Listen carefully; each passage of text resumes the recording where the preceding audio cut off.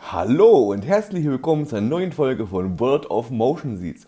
Heute schauen wir uns an, mit welchen erstaunlich wenigen Werkzeugen man ein Motion Seed wie diesen bauen kann. Dieser Motion Seed ist nämlich aus der Motivation herausgeboren, mit so wenig Metallverarbeitungstechnik klarzukommen wie nur irgendwie möglich.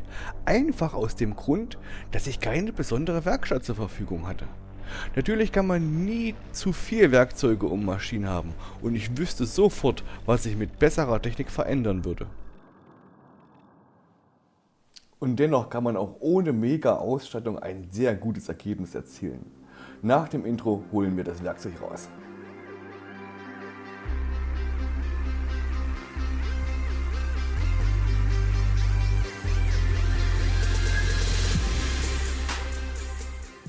Wie eingangs erwähnt, sind Maschinen wie CNC-Fräsen, Kappsägen und Schweißgeräte für verschiedenste Metalle einfach nur traumhaft. Aber es geht auch ohne. Man kann für einen bestimmten Bedarf gut darum herum konstruieren. Beispielsweise nicht schweißen zu können, brachte mich dazu, auf ein Profilsystem zu setzen. Damit kann man alle Verbindungen einfach verschrauben. Wenn man gut plant und die Maße schon weiß, kann man sich diese Profile auch schon zugeschnitten bestellen. Das erspart einem dies selber zu tun. Aber fangen wir erstmal klein an. Wir brauchen auf jeden Fall eine Werkbank mit einem Schraubstock. Es ist nicht unmöglich ohne, aber das erleichtert die Sache auf jeden Fall, weil man immer wieder Dinge zum Bearbeiten festspannen muss. Ich selber besitze sogar keine Werkbank, aber habe die Möglichkeit, eine zu benutzen, wenn ich sie brauche. Ich denke, fast jeder hat einen Freund, der seine Werkbank zur Verfügung stellen würde. Eventuell hat man gleich einen Helfer am Start. Was wir als nächstes brauchen, ist Werkzeug, das sowieso üblicherweise an Werkbänken zu finden ist.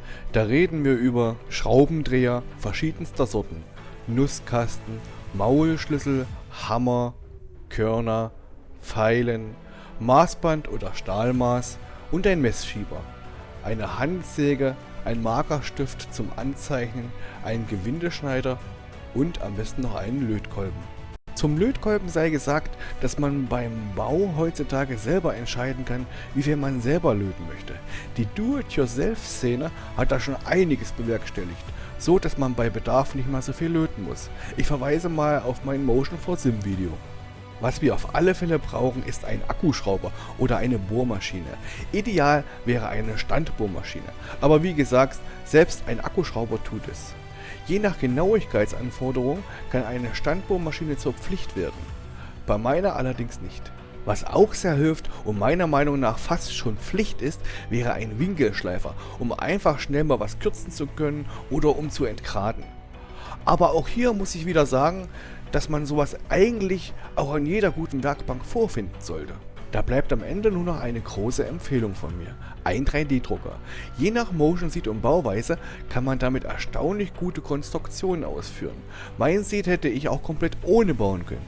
Ich hätte einfach an den entsprechenden Stellen Aluplatten nehmen können. Das war es auch schon mit dem benötigten Werkzeug. Dann kann es eigentlich schon losgehen. Auf jeden Fall sollte man seinen Motion Seed zumindest auf Papier planen oder wie ich mit der Software FreeCAD oder irgendeinem anderen CAD-Programm. Damit lassen sich auch Bohrschablonen erstellen, die man ausdrucken und zum Bohren auf die Metallteile legen kann. Wenn man 3D drucken will, dann ist so eine Software natürlich Pflicht. CAD-Programme zu lernen empfehle ich grundsätzlich, um Konstruktionen zu entwickeln. So, das war schon alles. Mehr benötigt es nicht, um so etwas zu bauen. Keine Profi-Werkstatt oder CNC-Maschinen. Hättest du das gedacht? Meine Empfehlung ist auf jeden Fall, schaut euch verschiedene Konstruktionen an, entscheidet euch, welche ihr nachbauen wollt und wenn ihr der Meinung seid, das auch umsetzen zu können, dann plant drauf los, was es Zeug hält. Und damit ist das heutige Video auch schon wieder zu Ende. Ich hoffe, ich konnte einigen die Angst vor dem Selbstbau nehmen. Bis zum nächsten Mal, euer Motion Basti.